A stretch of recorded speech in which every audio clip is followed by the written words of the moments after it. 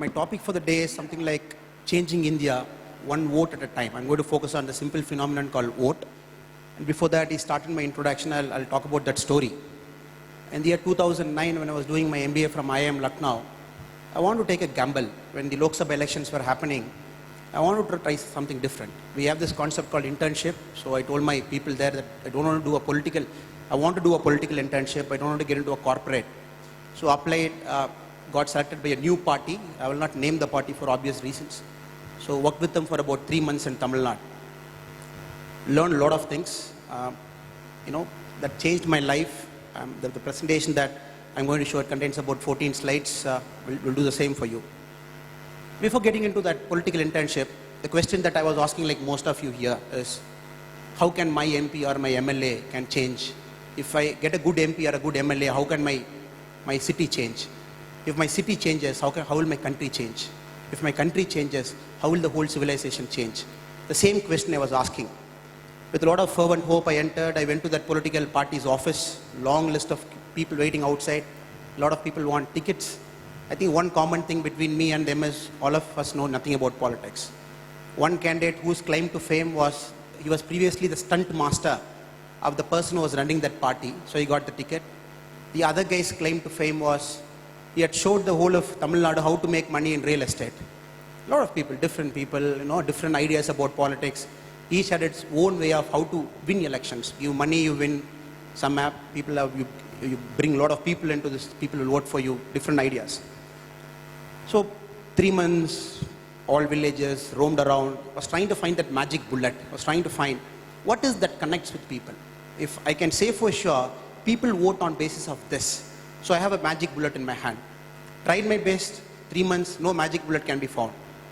Each people, they vote on their own ways. Some people vote based on the political leader's charisma. Some people vote because they simply wanted to vote. Some people vote because it's a holiday. They just want to go because to avoid the guilty conscience. Some people vote because, they knew somebody there, let me vote for them. So there is no magic bullet. So deeply disappointed, came out, and asked me a lot of searching questions. Was I asking the right questions before doing this political internship? Was I asking the right question? My question was, how can an MP or an MLA can influence elections? Can influence the whole development concept? Then I found, no, my question was not right. The question is slightly wrong. So, use this pen. So, it contains a lot of data. So I've analyzed this 2014 elections for some data points, and some things we have done, and most of you know it.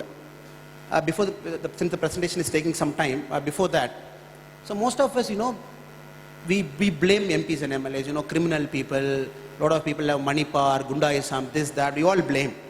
So, yeah. So I'll just run through it, a couple of slides. This talks about this year election, 2014. We'll just look at the nature of candidates, the nature of MPs who are sitting in the parliament. Yes, the next slide. Yeah, just roll it. Money factor in politics, we all know. The average winner share is very, very less. It's very, very competitive. The national parties have come down. The state parties are going up. A lot of unregistered political parties, huge number. Each election, people need 20 crore, 10 crore, 30 crore. That is the money they're talking of. Again, if you look at the voter population, the first election, 1952, there are only 3 lakh people. So right now, we are talking of something like 16 lakh. Each MP, in an MP constituency, average, he talks about 16 lakh person are the voters in the constituency. Huge number. So, can an MP or an MLA, can he make a justice? Half the time he attends political functions, half the time he's in Delhi. So very few time we see him, very few time he interacts with us. The next slide, please. Again, if you look at India, you look at the melange of colors here. 2 graphs I've got. The first graph, I was analyzing each constituency. Each constituency was trying to find a common data point. We have picked up out of 543 Lok Sabha constituencies, if you look at it, about 342 are predominantly rural constituencies. Half the people, they just vote because they wanted to vote. If you look at the urban and the semi-urban, again all the colors, if you look at it, about 201 constituency. Again, if you look at it, the SC people, scheduled caste, more than 20%. I think there are about 146 constituencies where those people decide who's going to win. If you look at STs, 20%, more, 120 constituencies. If you look at the minority community, Muslim, 20% more, 87 constituencies. There is no common element a common strategy which you can apply for India and you can deliver good governance for it. So naturally what has happened? The elections in India have become a contest of crore-patis. If you look at this election, I've listed the major parties. If you look at the Indian National Congress, out of the candidates who contested, about 425 candidates are crore-pati. The average asset is about 32 crore. If you look at BJP, about 387 crore-patis. The average asset is 11 crore. If you look at Aam Aadmi Party, 402 crore-patis out of 543, average asset 3 crore. Bahujan Samaj Party, 461 crore-patis. The data talks about it. Yes. But should we be worried? No, so much crore-pati sitting in parliament and making decisions for us. Should we be worried? Yes, obviously we all will be worried. So what is he trying to do there? So what happens once he gets elected, the whole process becomes an unending cycle. For the next election, again, he needs money, they indulge in a lot of corrupt practices, and you definitely don't have a choice. You go to a booth, you find the list of 6 people, you randomly start voting for one or the other guy. So big corporates start funding, and each MP, when you look at the money he makes, for example, 2009 and 2014 elections, if you look at the kind of money each MP has made, just have a look at it. This is especially for the MPs who got re-elected this time. If you look at BJP, about 78 MPs got re-elected. If you look at their income in the 5 years, it has gone up by 246%, each MP. This is the legally declared income. In a country like India, we know how incomes are notoriously under-declared. If you look at Congress, people double their income. If you look at Shiv Sena, if you look at BJD, if you look at All India Trinamool Congress, I think people actually tripled their income. In 5 years, an MP, most of the re-elected MPs has tripled their income. But no, my salary hasn't increased that much. My salary has increased by about 20%. So this is what it is. Now, we should be worried seriously. You know, this is the kind of people who are representing us. But my pitch is, you need not get worried. It doesn't matter actually. You might be wondering, how is it doesn't matter? Sir, you're talking so much serious about crore-patis and all. We'll have a look at something different. I think it might probably change your perception. Previous slide. Many times, as I told you, we are actually asking, we should ask ourselves, are we asking the right questions? More than asking us, are we seeking the right answers? The question here we are asking is development and governance. Yeah, we'll just have a look at it. Again, yeah, the next slide. Again, it's a data point. I'm sorry, I'll just run through it. People might not be clearly seeing it. For obvious reasons, I've removed which state it is from. I've taken a profit and a loss statement of a panchayat, a municipal body. I've taken a municipal body, a profit and a loss statement. If you look at it, the total receipt for that municipal body, I will not name the body, 2006 is 4992 crore, 4088 crore, and 2010 is 7151 crore. This is the receipt they had. If you look at the expenditure, they've spent less than the receipt. If you look at the savings, most of the municipality made, it's about 48%. One municipality in 2006, 48% of money they didn't know how to spend. If you look at the other municipality, same municipality, next year 22% they saved, when 19% they saved, which means they didn't know how to spend that money. Most of the time, when you ask your MP or your MLA or a municipality, there are 3 levels of governance. For an MP, there is no book in India which defines what an MP should do. If you look at the constitution, it simply states your MP actually represents you in the parliament. If you look at an MLA, it simply states your MLA actually represents you in the state, which means there is no data point. You cannot see whether your MP has done a good work before re-electing him. Most of the time, the only data you have is how many questions he has asked in the parliament. I don't think, if he has asked 1,000 questions, what difference does it make? This is the only data point we have. Because MPs by themselves, they do not have an authority. They simply sit in the parliament representing you, they ask questions, try and make a policy.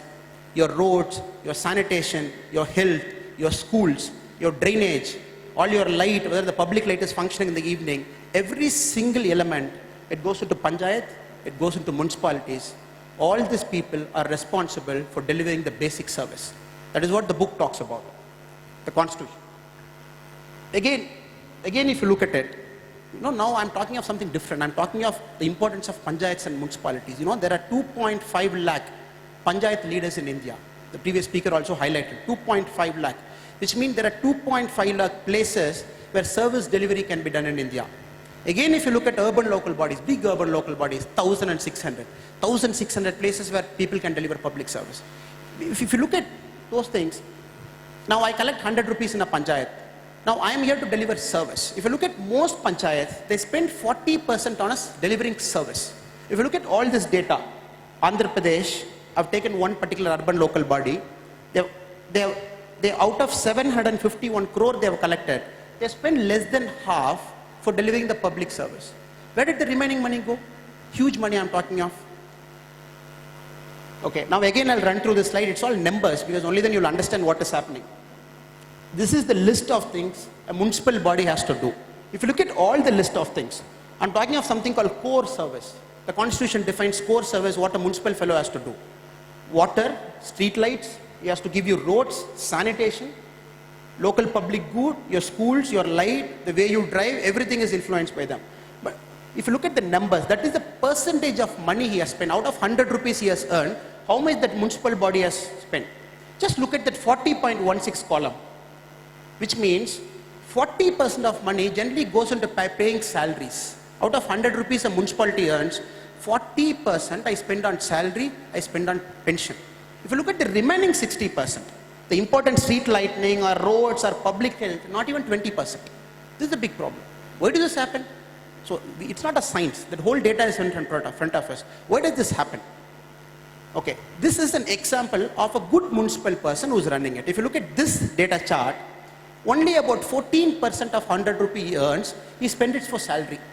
This is a flowchart of a good municipal person. If you look at the remaining money, 23% the municipality allocates to roads. Street lighting gets 27%. If you look at epidemics and public health gets 15%. Water supply, day in and day out, if you gets 28%. This is a flowchart of a good municipal thing. Predominantly, if you look at the charts, 99% of Indian municipalities, they have the previous chart. Then, there is a direct correlation, absolutely direct correlation. This Harvard school, they did a study on behalf of the John F. Kennedy School of Governance in UP. They're trying to find what is the educational level of a panchayat leader, a sarpanch, because I told you 90% of the time you interact with him on a daily basis. If you look at it, if you take UP as an example, the number of sarpanch who are literate is 10.3%. But at the same time, the 75% of sarpanch, they don't have a high school degree. At the same time, 88% they don't have a college degree. If Rajasthan is one state which is actually a good state in terms of the local governance, the panchayats and municipality, Rajasthan is a leading state. If you look at Rajasthan, 77% do not have a high school degree. Again, if you look at Rajasthan, 91% do not have a college degree. These are the people who sit there and they decide how your finances should be spent. That is the time most of your councillors' names will be something like Borewell Kumar, because you'll be putting a borewell in your area. Some of their names will be Cement Murali, because you'll be having a cement shop. That is the time, most of the times you don't have a choice. But half the time we don't really understand. We think councillor is a small fellow, just vote for anybody you have. That is the reason the level of the electoral participation in local body elections is absurdly low. 20%, 30%, 40%, that is the vote they get. And the winner actually gets 15% of the total votes polled, which means only 15% of you have voted for him. But only if you correct this step, the governments in India happen. Even a lot of people ask me, the new government has come, how do you feel? I say, I feel happy when the local leaders are good. So now, now you'll be asking me, sir, now you have told me all the problems, you're giving me the numbers, now what is the solution? The solution is, never think any job is a mean job. A lot of times, panchayat I don't want to do, I've done a good engineering, I've done a medicine, I'm this big, I go and do it. No. Panchayats in India are brilliant vehicles for development. If you look at it, the people who stand for panchayat elections need not be affiliated to a political party. Which means as a single person you can stand. People vote only for you, they never vote for a political party. Panchayats alone, in the ballot box, the political party symbol is not there. Which means the money power is almost eliminated. Just go, have your good profile, just vote for it. You can do it on a part-time basis. You run a good company, you be a panchayat leader. You are an entrepreneur, you be a municipal councillor. Nothing is demeaning. A lot of times, the important thing is the actionable part. How do you make sure it happens? A lot of times, and especially in police and army, we have the system of running 40 kilometers. With a lot of gear and practice, we run this 40 kilometer. So after 20 kilometers, we all fall, and the trainers used to tell us, always remember, katam, katam. The left foot and the right foot. The left foot and the right foot. The plan for you is very simple. Just go out of this room, start trying. Important thing is you have to try. Once you start trying, you can grab the easy ones. The tough ones becomes easy, and the improbable ones becomes possible. If you're not trying, sitting in the room and cribbing, nothing is happening. I think even in 2020, same TEDx, somebody will give the same speech. I think please go try. Nothing is demeaning. Take a good job, a panchayat or a municipal, do it on a part-time basis. Only then the whole country can improve. Thank you very much. It will be something like Borewell Kumar, because he'll be putting a borewell in your area. Some of their names will be Cement Murali, because he'll be having a cement shop. That is the time, most of the times you don't have a choice. But half the time we don't really understand. We think council is a small fellow, just vote for anybody you have. That is the reason the level of the electoral participation in local body elections is absurdly low. 20%, 30%, 40%, that is the vote they get. And the winner actually gets 15% of the total votes polled, which means only 15% of you have voted for him. But only if you correct this step, the governments in India happen. Even a lot of people ask me, the new government has come, how do you feel? I say, I feel happy when the local leaders are good. So now, now you'll be asking me, sir, now you have told me all the problems, you're giving me the numbers, now what is the solution? The solution is, never think any job is a mean job. A lot of times, Panchayat I don't want to do, I've done a good engineering, I've done a medicine, I'm this big, I go and do it. No. Panchayats in India are brilliant vehicles for development. If you look at it, the people who stand for Panchayat elections need not be affiliated to a political party. Which means as a single person you can stand. People vote only for you, they never vote for a political party. Panchayats alone, in the ballot box, the political party symbol is not there. Which means the money power is almost eliminated. Just go, have a good profile, just vote for it. You can do it on a part-time basis. You run a good company, you be a Panchayat leader. You are an entrepreneur, you be a municipal councillor. Nothing is demeaning. A lot of times, the important thing is the actionable part. How do you make sure it happens? A lot of times, especially in police and army, we have the system of running 40 kilometers. With a lot of gear and practice, we run this 40 kilometer. So after 20 kilometers, we all fall, and the trainers usually tell us, always remember, katam, katam. The left foot and the right foot. The left foot and the right foot. The plan for you is very simple. Just go out of this room, start trying. The important thing is you have to try. Once you start trying, you can grab the easy ones. The tough ones becomes easy, and the improbable ones becomes possible. If you're not trying, sitting in the room and cribbing, nothing is happening. I think even in 2020, same TEDx, somebody will give the same speech. I think please go try. Nothing is demeaning. Take a good job, a panchayat or a municipal, do it on a part-time basis. Only then the whole country can improve. Thank you very much.